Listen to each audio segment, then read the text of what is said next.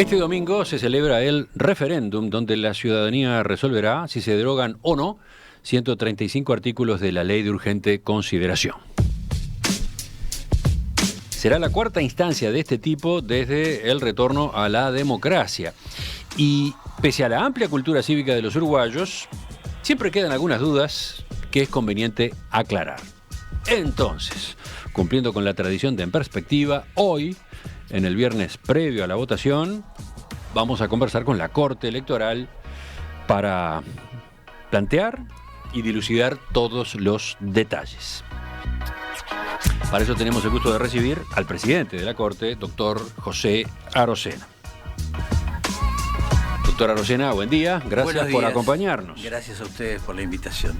Por supuesto, los oyentes están invitados a enviar sus preguntas, sus dudas, sus curiosidades. Ya tenemos unas cuantas anotadas, pero hay tiempo para que ingresen otras. Romina está muy atenta al WhatsApp allí. Este es el cuarto referéndum. Entonces, si bien es un instrumento que ya hemos probado,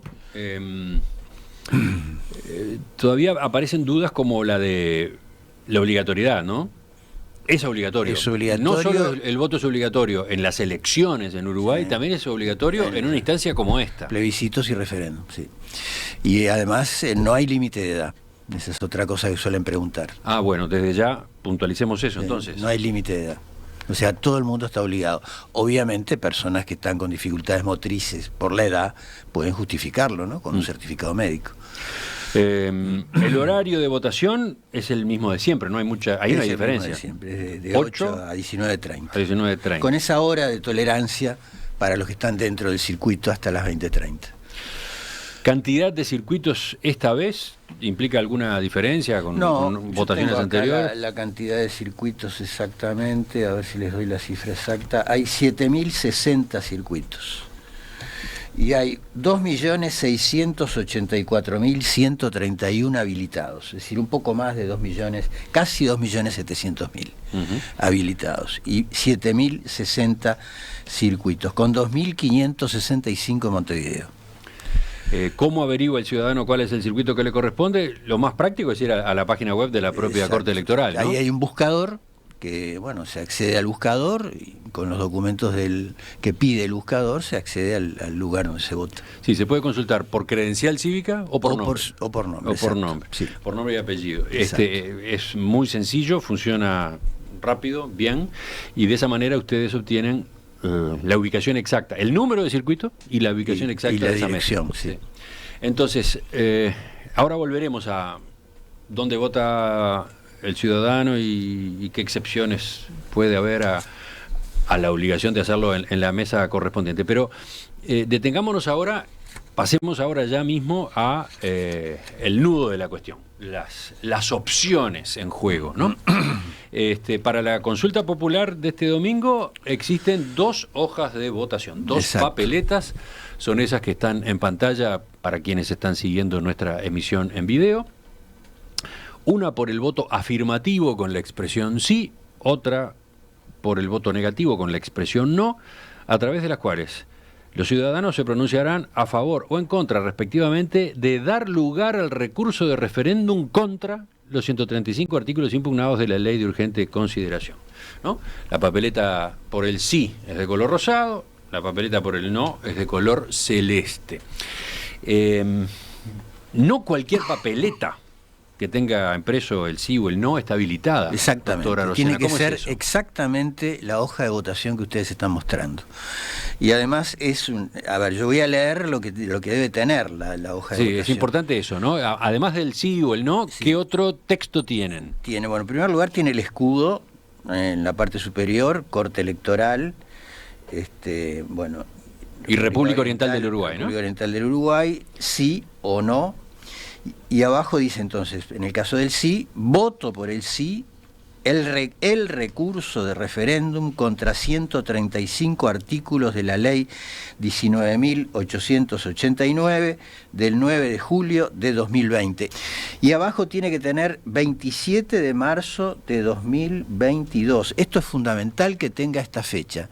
Si no tiene esta fecha, el voto es anulado. Claro, abajo de todo está la fecha de la votación misma. Exactamente, la fecha de la votación. De la consulta popular. Tiene que estar obligatoriamente. Digo esto porque a veces circulan hojas sin esta fecha y esas no son hojas válidas. Esta era una de las tantas aclaraciones que yo quería pedirle, de la que quería hablar. Solo son válidas las papeletas que tienen estas características que acabamos de describir, ¿no? Sí, exactamente. ¿El ciudadano puede llevar la papeleta de su casa o puede buscarla en el cuarto secreto? Claro, puede llevarla de su casa, atención a que cuando ponga la hoja dentro del sobre, no ponga también el sobre que viene en su bolsillo. O sea, a veces pasa que la persona viene con la hoja en un sobre, y pone el sobre dentro del sobre, de eso invalida el voto. Entonces lo que hay que hacer es sacar la hoja del sobre que la tiene y ponerla en el sobre que le entrega la comisión receptora de votos, o mesa de votación, como le llamamos habitualmente. Uh-huh. ¿Cuántos votos debe obtener el sí para que se deroguen los 135 artículos de la Ley de Urgente Consideración? Acá entramos ya en el terreno un poco más complejo de la cosa. Bueno, hay que ver cuáles son los votos válidos, en primer lugar. Hay 4 categorías de votos en este caso: voto por el sí, voto por el no, voto en blanco y voto anulado. Esas son las 4 categorías. De estas 4 categorías, en esta instancia particular electoral, y es la única, el voto en blanco se suma al voto por el no. Es decir, el voto en blanco es un voto válido. Normalmente en otros actos electorales no se suma a ninguna de las partes. En esta sí. En esta el legislador entendió conveniente que el voto en blanco se sumara a una de las dos opciones, y en este caso que se sumara a la opción por el no. Lo que pasa es que la opción por la derogación, o sea, en este caso el sí, tiene que obtener más de la mitad de los votos válidos. Exactamente. Es decir, tiene que tener más votos que la suma de votos por no y los votos en blanco, ¿no? Exactamente. Por eso es la mitad más uno, porque en realidad van a ser 2 montones. Sí. Un montón con sí y otro montón con no, más los votos en blanco. Uh-huh. Y bueno, el sí, para obtener realmente el resultado que esperan quienes votan el sí, tiene que llegar a la mitad más uno. Uh-huh. Entonces, bueno, acá ya quedó aclarado cómo juega el voto en blanco. ¿Cómo juega el voto anulado? El voto anulado no juega para ninguno de los dos lados. Ahí hay una especie de leyenda que corre por ahí, de que los votos anulados benefician a alguna de las dos opciones. En realidad es muy simple decir que no, porque esto no es así. Lo que hace el voto anulado es disminuir el total de votos válidos. La disminución del total de votos válidos es igual para las dos opciones. O sea, no cambia en absoluto, porque matemáticamente lo que corresponde decir es que si hay menos votos para el sí y hay menos votos para el no. No hay ninguna ventaja para ninguna de las dos en que haya más o menos votos anulados. El voto anulado es como no ir a votar, una cosa por el estilo, sí, ¿no? Sí, porque sí. Por otro lado va a haber ciudadanos que no concurran a votar. Los que se abstienen, claro. Ahí está. Sí. Entonces, el voto anulado incide del mismo modo que la ausencia en la mesa de votación. Exactamente. Son 2 alternativas que reducen la cantidad de votos válidos. Exactamente. Bien. Pero por las dudas aclaremos para los oyentes, porque existe todo un debate y hay gente que va a optar por el voto en blanco y el voto anulado. ¿Cómo se hace para votar en blanco? ¿Cómo se hace para votar anulado? En blanco es el voto que no tiene ninguna de las 2 hojas de votación dentro del sobre, es decir, que puede ser un sobre vacío o puede ser un sobre con algún otro objeto extraño, pero si no tiene ninguna de las 2 hojas de votación, es un voto en blanco. El voto anulado, bueno, hay varias formas de anular el voto, ¿no? Por ejemplo, poniendo las 2 opciones. Si se ponen sí y no en el sobre, el voto es anulado. También es anulado si el voto tiene la hoja tiene alguna marca, alguna raya, alguna rotura, eso sí. También es anulado. También es anulado si el voto tiene, por ejemplo, 3 hojas de votación iguales. Puede tener hasta 2 y ser válido. Por ejemplo, puede tener 2 hojas de votación por sí y ser válido, o por no y ser válido. Ajá. Pero no puede tener 3. Si son 3, se anula. Porque ahí se entiende, ¿no?, que se le puede haber pasado, claro, una, ¿no? En 2, porque bueno, se entiende que la hoja puede haberse pegado, claro, y entonces bueno, se le pasó al ciudadano. Pero ya 3 no, porque 3 ya es una manera de marcar el voto. La anulación lo que busca es evitar que se marque el voto. Ajá. Sí, que mantenga el secreto del voto. Sí. También está la posibilidad de los objetos extraños, ¿no? ¿La mencionamos ya? Sí, el objeto extraño, si no hay ninguna hoja de votación, es en blanco. Es en blanco. El objeto extraño con una hoja de votación es un voto anulado por objeto extraño. Bien. Porque el objeto extraño también marca el voto. Es decir, el criterio es no marcar el voto. Por eso se anula el voto. Uh-huh. Sí, capaz que hay que explicar qué es eso de marcar el voto, ¿no? Marcar el voto quiere decir romper el secreto. Romper el secreto. Hubo una época en la que de algún modo había ciudadanos que se sentían obligados a demostrarle, por ejemplo, a un líder político cercano, del barrio o de su partido, de su agrupación, que él había votado efectivamente, exacto, ¿no? Entonces, bueno, se marcaba, entre comillas, el voto. Y como el voto es secreto y obligatorio por la Constitución, no se puede violar ese secreto. Uh-huh. Mi voto va a ser ese que usted va a encontrar en el que está puesto tal, voy a poner un llavero adentro. Bueno, claro. Esa era una manera de marcar el voto, eso está prohibido, ¿no? Prohibido.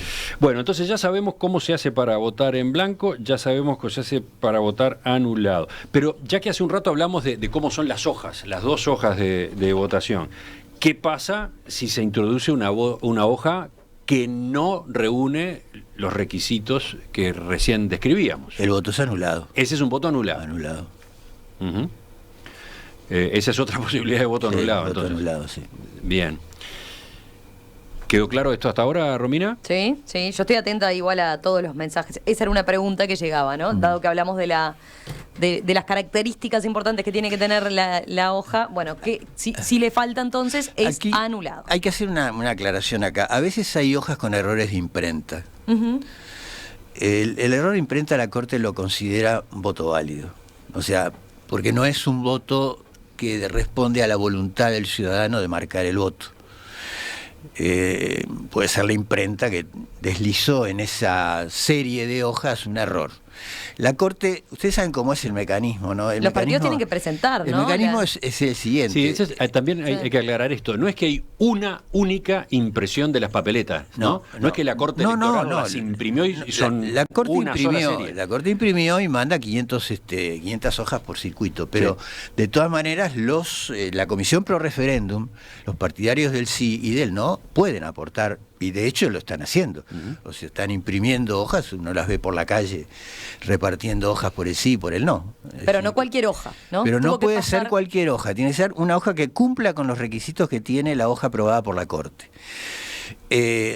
A ver, otra cosa que a veces preguntan, el color. ¿Tiene que ser exactamente igual al de las hojas de la Corte? Bueno, no necesariamente exactamente igual, porque los tonos de celeste o los tonos de rosado, de acuerdo a la imprenta, pueden variar. Lo que no puede ser, en vez de una hoja celeste, una hoja, yo qué sé, violeta, o en vez de la rosada, una hoja roja, eso no. Pero sí puede haber tonos de rosado, tonos de celeste diferentes y la hoja es válida. Enseguida venimos con la segunda parte de la entrevista al presidente de la Corte Electoral, doctor José Arocena, respondiendo las dudas más básicas, más elementales a propósito de cómo funciona la votación este domingo en ocasión del referéndum. Estás mirando los mensajes de los oyentes, Romina, ¿tienen muchas tiempo? Preguntas. La pausa puede servir para eso, justamente para que agreguen más dudas. La forma de comunicación ya la conocen, es el WhatsApp 091525252. Este domingo, los uruguayos deberemos resolver mediante referéndum si se derogan o no 135 artículos de la Ley de Urgente Consideración. Hoy estamos manteniendo una tradición en perspectiva. Los viernes previos a una votación, consultamos a la Corte Electoral para aclarar todos los detalles de la jornada cívica. Concretamente está con nosotros el doctor José Arocena, presidente de la Corte Electoral. Ya hemos recorrido algunos de los puntos básicos. Avanzamos con otros y damos cabida también a preguntas que han ido llegando. Bueno, vayamos a ver, sobre lo que charlamos hasta ahora, Romina, ¿preguntas? ¿Alguna duda más se agregó? Bueno, algunas a propósito puede dar confusión por lo que hablamos de la papeleta, ¿no? Sobre todo por las fechas que se manejan en la papeleta. Capaz que vale la pena reiterarlo, porque hay quien puede tener la duda por esa fecha que aparece de 9 de julio de 2020. Esa fecha tiene que estar, pero es la que hace referencia a cuando se Ahí está, la promulgación de la ley. Abajo del todo tiene que decir la fecha que corresponde al domingo, ¿verdad? Sí, es claro que hay dos fechas. Ahí está. Y las dos fechas son necesarias. La primera es la fecha de la promulgación de la ley, 9 de julio de 2020. Fíjense que se dice 135 artículos de la ley 19.889 de 9 de julio de 2020. Es decir, esa ley es de 9 de julio de 2020, la fecha en que fue promulgada. Esa es la forma habitual de identificar una ley. Claro. Todas las leyes se identifican así, el número y la fecha de promulgación. Y la fecha de promulgación, exactamente. Pero en este caso además se agrega la fecha del acto electoral, es decir, del referéndum, el domingo próximo. Esa fecha del domingo próximo tiene que estar ahí al pie de la página. 27 de marzo de 2022. Ahí está. Esa fecha tiene que estar abajo. Esa es una aclaración y dijimos importante. Que si no estaba la fecha, ese voto es anulado. Sí. Y hablando de los votos anulados, lo último tiene varias etapas de chequeo, ¿no? Varias etapas, sí. Fíjense, un voto puede ser anulado en el escrutinio primario, o sea, en el escrutinio que se hace en la noche misma del domingo. Después viene lo que llamamos en la jerga electoral el escrutinio departamental, porque es un escrutinio que se hace en cada departamento. Al revés del escrutinio primario, que se hace solamente centralmente, el escrutinio departamental se hace en cada junta electoral del país, en cada una de las 19 juntas electorales del país.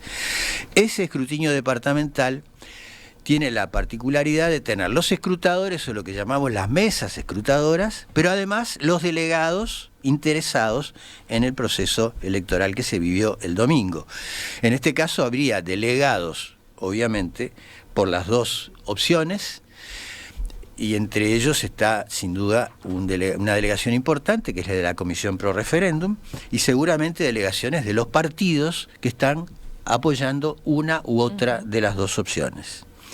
Esos delegados están junto a las mesas escrutadoras, y cuando se va escrutando cada una de las urnas y los votos que contienen, puede haber en un momento dado uno de los delegados que al anunciarse un voto anulado diga: yo recurro ese voto anulado, es decir, yo no estoy de acuerdo con la forma como se anuló ese voto.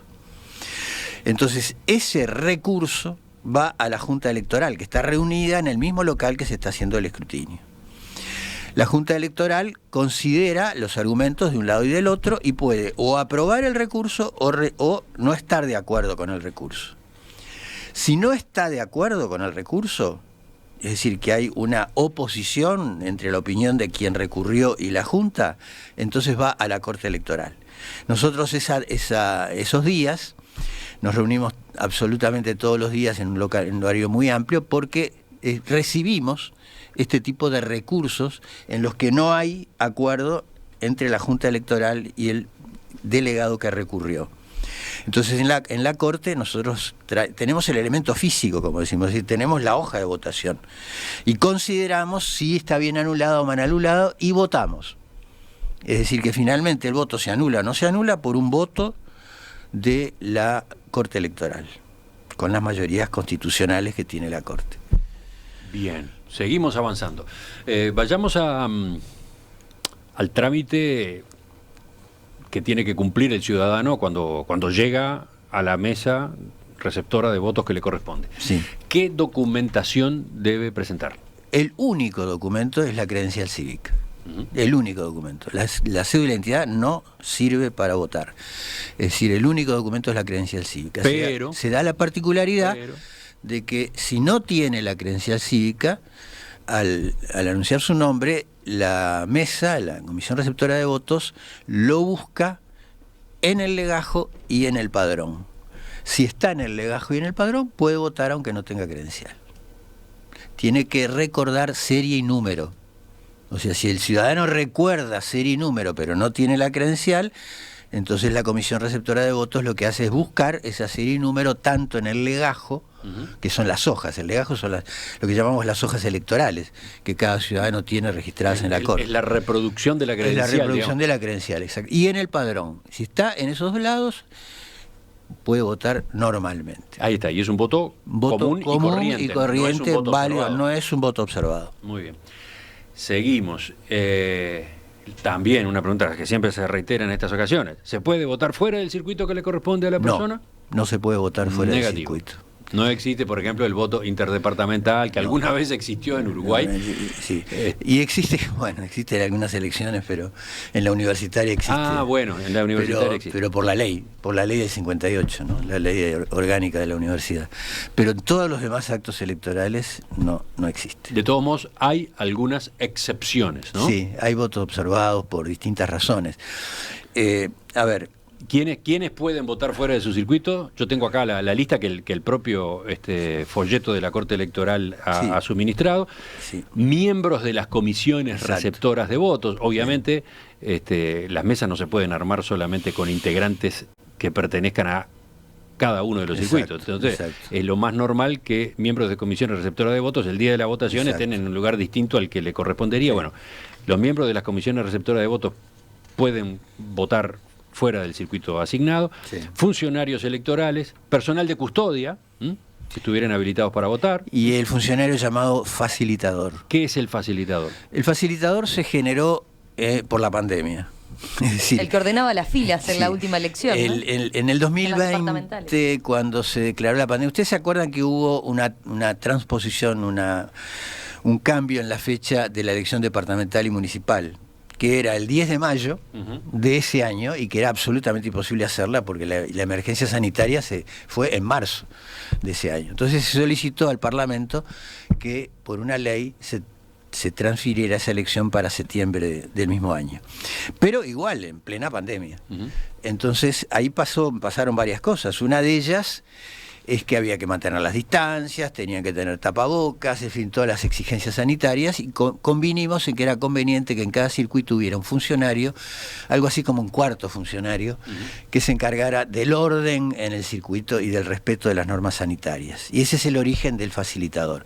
Una vez que lo pusimos, y todavía en realidad estamos en emergencia sanitaria, mantenemos la figura del facilitador, que además de cumplir con las normas sanitarias también ordenó, o sea que desde el punto de vista del desarrollo de las filas que pueden armarse ahí en la mesa, puede ser interesante su presencia. Así que entonces, miembros de comisiones receptoras de votos, funcionarios electorales, personal de custodia, facilitadores designados, pueden votar en el circuito donde están trabajando, digamos. Exacto, observado. Pero ese voto es un voto observado. Después hay una situación un poco más entreverada, que es en los circuitos rurales. Los electores del departamento no comprendidos en el circuito, siempre que su inscripción cívica corresponda a una circunscripción rural del departamento y presenten la credencial cívica. Sí, eso es para los circuitos rurales. Esta es una excepción dada por las distancias en las que están los circuitos en el interior, sobre todo en las zonas rurales. Facilitar que los que están, pueden votar quienes están afectados a un circuito, pero no pueden llegar a ese circuito, o no quieren llegar a ese circuito, pueden votar dentro de su departamento en otro circuito rural. Es tan simple como eso. En todos estos casos que acabamos de mencionar, el voto será admitido en calidad de observado simple. Sí. Observado pues simple. Está el observado por identidad, que es el otro. Bueno. El observado por identidad tiene su fundamento en no aparecer por alguna razón clara la identidad del votante.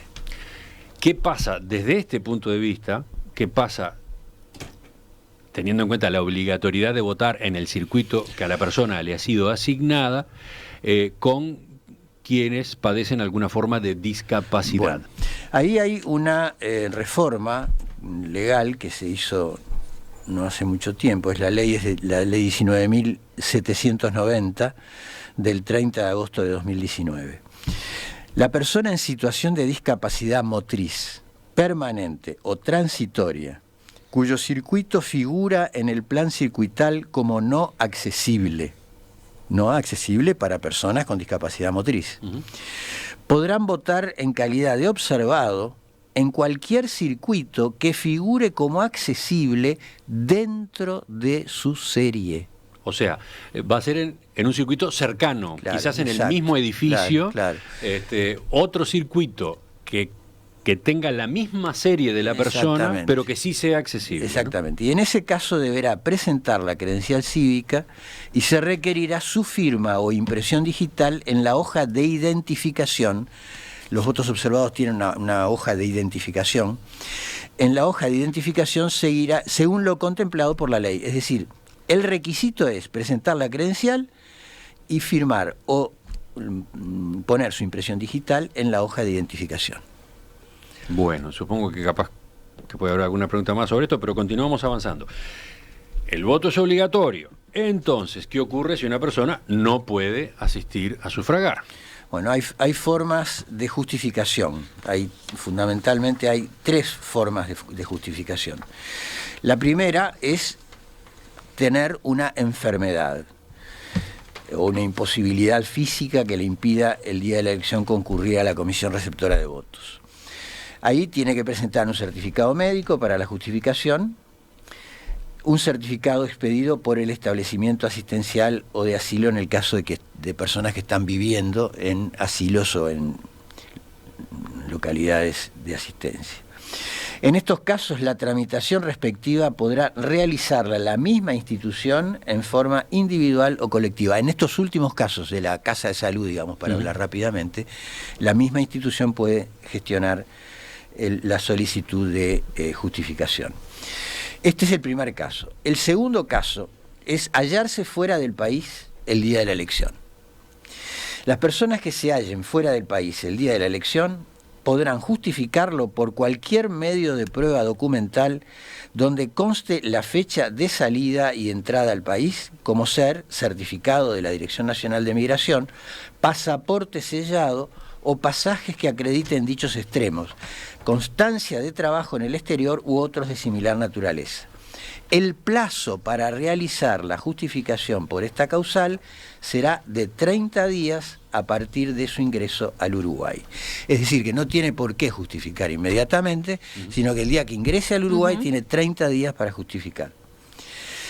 Las personas con residencia en el exterior deberán concurrir a la oficina consular uruguaya más próxima dentro de los 20 días anteriores y dentro de los 20 días posteriores a la elección para acreditar hallarse en el exterior, labrándose las actas correspondientes que los cónsules deberán remitir a la Corte Electoral dentro de los 20 días siguientes a su expedición, entregando asimismo al interesado una copia autenticada. Es decir, hay un trámite también en los consulados. Y tercer motivo por el cual puede el ciudadano justificar su no voto es estar imposibilitado de concurrir a la comisión receptora de votos por razones de fuerza mayor. Esta es una razón indiferenciada, digamos, ¿no? Es una razón de fuerza mayor que el ciudadano estimará que es una razón de fuerza mayor. Las personas que invoquen razones de fuerza mayor deberán establecer cuáles son las mismas y acreditarlas mediante prueba documental. Sobre estas alternativas había preguntas, ¿no? Había Romina? preguntas, había varias. Una tiene que ver con la edad. ¿Hay alguna edad a partir de la cual uno quede exonerado de votar? No. ¿En esta elección? No. Ni en ninguna elección nacional. Bien. En ninguna elección nacional hay todas las personas con posibilidades de votar, independientemente de la edad, deben ir a votar. Obviamente, si la persona por la edad está impedida físicamente de acudir, presentará un certificado médico y será justificada su no voto. Es decir, no es nada. Después está el COVID como situación hay varios, coyuntural, ¿no? Es una enfermedad. Es una enfermedad, pero ahí requiere certificación médica. Sí. No basta con la app o algo de eso. A ver, lo que dice la ley es certificación médica, ¿no? Este asunto de la app no existía cuando se creó la ley. Lo que dice la ley es certificación médica. Bien. Y bueno, Bueno, después más? Están las situaciones muy puntuales, pero en líneas generales, en todo caso, se tiene que ir por el lado de la certificación médica. Pregunto, no sé, había quien nos mandaba que estaba a punto de tener familia y implicaba trasladarse al interior. Bueno, en ese caso... Yo no puedo decirles otra cosa que lo que dice la ley. La ley dice certificación médica. ¿Cómo se justifica la ausencia, la razón por la cual no se pudo ir a votar? ¿Qué plazos hay para eso? ¿Cómo se hace? Bueno, acabo de decirlo que en el caso de en estas causales, por ejemplo, en la segunda causal, 30 días a partir del ingreso al país, tiene ese plazo. La justificación se hace ante la Corte Electoral. De todas maneras, nosotros tenemos ahora un mecanismo de justificación online, es decir, de justificación en la página web. Hay un formulario en la página web y se llena ese formulario, y ese formulario va a consideración de la Corte para justificar o no justificar. No hay mucho tiempo para eso, hay un mes, ¿no? Hay un mes, 30 días. 30 días. Y la otra pregunta es qué pasa si no se justifica la razón de la ausencia. La multa es una unidad reajustable para el caso del ciudadano común. Para el caso del funcionario público son 2 unidades reajustables, lo mismo que para el profesional. Dentro de las consultas que se repiten, hay una que tiene que ver con las personas que tienen que trasladarse al interior, ¿no? Claro. Para votar. ¿Hay forma de justificar que uno no está en el departamento por otra cosa que no sea un tema de salud? No, las únicas 3 formas de justificación son las que dije. Y el voto interdepartamental no existe en el Uruguay. Bueno, vamos llegando al final de la entrevista con el doctor José Arocena, presidente de la Corte Electoral. Estamos aclarando dudas. Hablemos de la veda, lo que popularmente se conoce como veda. Desde la hora 0 de hoy, viernes 25 de marzo, y hasta las 20:30 del domingo 27... Que es el cierre de los mesas de votación. Ahí está. Rige la obligación de cesar la propaganda proselitista en la vía pública y en los medios de comunicación. Sí. También está prohibida la difusión de resultados de encuestas o consultas de cualquier tipo de manifestaciones o exhortaciones dirigidas a la ciudadanía. Exactamente. Bien. ¿Qué actividad pueden desarrollar los militantes y los dirigentes en estas horas de la veda? Pueden realizar todas las actividades habituales de militancia y de difusión de su opción, digamos. Eso no hay.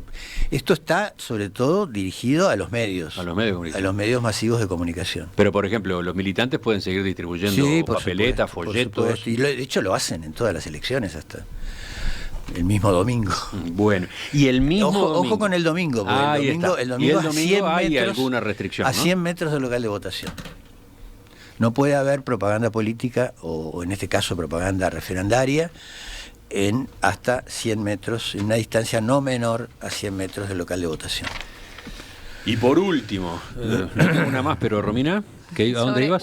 Una que nos quedó de cuando uno va a sufragar, ¿qué pasa con el cierre del sobre hoy en día en contexto de pandemia? A ver, el cierre del sobre no es necesario pegarlo, esto es una costumbre que puede existir por ahí, pero no es necesario pegarlo. Alcanza en todo caso con que la solapa quede dentro del sobre, porque nadie va a tocar ese sobre hasta el escrutinio, o sea, no es necesario pegarlo de ninguna manera. Lo que pasa es que el sobre tiene un pegamento, tiene un pegamento que se puede utilizar. Claro, y antes se usaba la saliva y pero ahora como la saliva no conviene usarla, no la usen, no hay problema ninguno.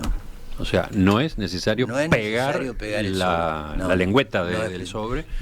Basta simplemente con cerrar. Bien. Y por último, ahora sí, ya cerca del final de esta charla, otro punto importante relativo a la difusión, al conocimiento del resultado, ¿no? ¿Cuándo y cómo se conocerá el resultado oficial del escrutinio primario? Primario, exactamente.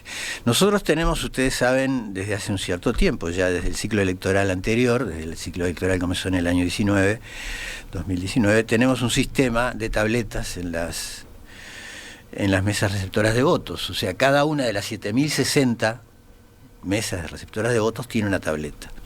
En esa tableta se va registrando el número de votantes y en el escrutinio se registran el resultado a medida que va abriéndose cada sobre. El presidente de mesa registra en la tableta el voto, si por sí o por no, o en blanco. Este sistema lo que ha hecho es que de cada una de las 7.060 mesas receptoras de votos sale la comunicación online a los servidores de la Corte.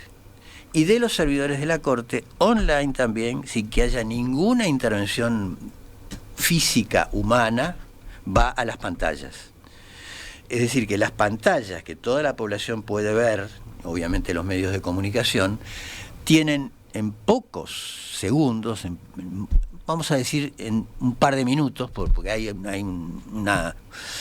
un tratamiento de esa información informática en un momento determinado, pero es puramente técnico. Eso, pongamos 2 minutos de que sale el resultado de la mesa, esté donde esté, en cualquier parte del país, hasta que aparece en las pantallas, no tiene ninguna intervención humana. Por lo tanto, esto ha acelerado mucho el resultado. Y más lo acelera en un caso como este donde las opciones son pocas, ¿no? Una elección nacional es otra historia, es otra historia por la cantidad de listas. Incluso en las elecciones nacionales hemos acelerado mucho. No, es indiscutible. Hemos dado a medianoche aproximadamente resultados. Y esto va a estar, yo calculo que en el entorno de las 11 de la noche, una cosa así, debería haber ya resultados relevantes. Sí, porque 11, pongamos 11:30 para no, pero yo creo que va a andar ahí. Sí, aclaremos lo que siempre hemos puntualizado, ¿no? Cuando empieza a conocerse la información oficial del escrutinio primario, cuando empieza a volcarse datos en las pantallas, lo que aparece allí no es necesariamente representativo del resultado final, ¿no? Primero porque no están los votos observados. Bueno, porque no están los votos observados, pero además porque no se sabe cuál es la distribución de esas mesas que son las primeras que se van terminando, claro, ¿no? Claro. Puede ser una muestra no representativa, sobre todo al principio, ¿no? Hay un momento donde, con una acumulación importante de mesas escrutadas, sí, esa serie de datos que se ven en la pantalla se acercan mucho, sí, al resultado final. Sí, ¿no? Pero hay momentos en que el resultado es tan cerrado, claro, que a veces no hay más remedio que esperar casi hasta el final, ¿no? Puede ocurrir. Nos pasó en el balotaje presidencial, ¿no? El resultado era tan cerrado que tuvimos que esperar a los últimos circuitos. Bueno, ahí está, ahí tenemos un ejemplo de votación reciente con muy pocas opciones. Son, ¿no? 2 opciones. Claro, el balotaje, la segunda vuelta de las elecciones. Y ahí hubo realmente un resultado tremendamente cerrado. Al final fue un punto y algo, un punto y medio, una cosa así de diferencia entre el candidato que ganó y el que perdió. Así que, como mucho, a las 11 de la noche. Yo diría por ahí. Porque fíjense que a las 20:30... a las 19:30 cierran la inmensa mayoría de los circuitos. Alguno quedará con algunos ciudadanos dentro, pero no son los más. Si cierran a las 19:30 y este escrutinio no tiene grandes problemas, porque es un escrutinio de 2 hojas, yo calculo que podría pensarse que ya un número importante de resultados se obtengan en el entorno de las 10:30, una cosa así. Antes van a estar las proyecciones de escrutinio, que en este caso van a ser menos que otras veces. En los canales de televisión abierta no está en esta ocasión ese instrumento previsto. Sí hay medios de comunicación que anuncian, ¿no? De todos modos hay algunos medios que van a llevar a cabo esa tarea de... Sí, hay, sí. De algunos medios escritos, creo que sí, creo que es La Diaria, por ejemplo, que va a desarrollar una proyección de escrutinio, por lo tanto ellos van a anticipar antes el resultado final. Y los partidos políticos tienen su forma de hacer una proyección de escrutinio también, ¿no? Cada partido tiene su mecanismo de proyección. Cada comando, ¿no? En este caso, ¿no? Primero tienen delegados y segundo tienen en cada sede partidaria tienen los mecanismos para poder proyectar. Pero el número oficial, digamos, de la Corte del escrutinio primario, habrá que esperar un poco más para conocerlo, será igual de todos modos temprano para lo que... Ustedes saben además que el escrutinio primario es un escrutinio provisorio. Claro, sí, por eso insisto en lo de primario, ¿no? El escrutinio departamental, el segundo definitivo, que empieza el martes a las 9 de la mañana, como es un escrutinio con 2 hojas, calculamos que en la semana va a estar terminado. Y como ahí se agregan los votos observados, si la diferencia entre las 2 opciones es menor a los votos observados, no hay resultado esa noche. Claro, podría ocurrir en caso de una diferencia muy apretada entre las 2 opciones que en la noche misma de la elección no estuviera definida. Ustedes saben la que historia, eso pasó en la segunda vuelta presidencial. Claro. El número de observados era mayor que la diferencia que había entre el primero y segundo candidato, entre los 2 candidatos. En Perspectiva, periodismo con vocación de servicio público. Bueno, tenemos que terminar en algún momento esta entrevista, a pesar de que las preguntas y los casos se siguen acumulando. 2 temas, a ver, como colofón ahí ya en el cierre. Mira esta observación. Dice Alfonso, eso de no pegar la lengüeta del sobre de votación, eso que acaban de decir, de que no es necesario pegar la lengüeta del sobre de votación, facilita mucho el escrutinio, dice el oyente que por lo visto ha pasado por varias mesas. Estuvo en una mesa así. Facilita mucho no tener que abrir los sobres, facilita mucho que los sobres no tengan la lengüeta pegada. Que quede eso, dice. Adhiero totalmente a esa recomendación, porque no es nada, no es necesario pegarle y dificulta el escrutinio. ¿Romina? Hay varias preguntas que nos quedaron plantean una situación con algún matiz, pero sobre el momento en que la Corte cerró lo que es el padrón electoral. Y si la persona tenía 18 años cumplidos en distintas etapas, a ver si con trámite de la credencial, pero no figura en el padrón, o sea, ya con la credencial no figura en el padrón igual, o en proceso, ¿no? El trámite de la credencial. Nosotros hacemos un cierre de padrón el día que proclamamos que habrá referéndum. O sea, cuando se constata que se llegó al 25% exigido por la ley para convocar a referéndum, en ese momento se cierra el padrón. Le llamamos cierre ficto porque en realidad cerramos a estos efectos. El padrón sigue funcionando, pero a estos efectos, a los efectos del referéndum, el padrón está cerrado.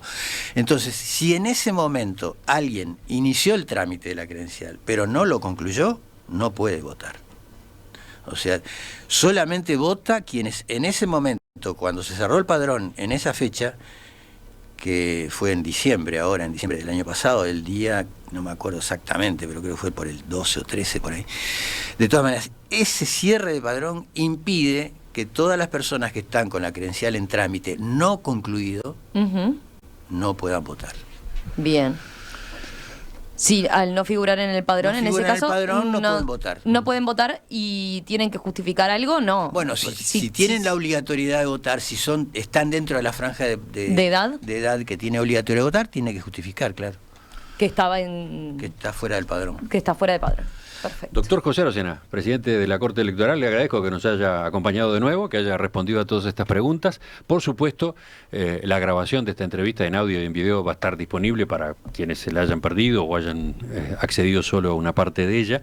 Y también vamos a colocar una gacetilla que la Corte Electoral ha preparado y que tiene un buen resumen de lo básico, ¿no? Hay una pequeña aclaración con respecto a esto último de quienes no están en el padrón. Si no están en el padrón, no tiene que justificar. Simplemente no están en el padrón, no son considerados por la Corte de Votantes.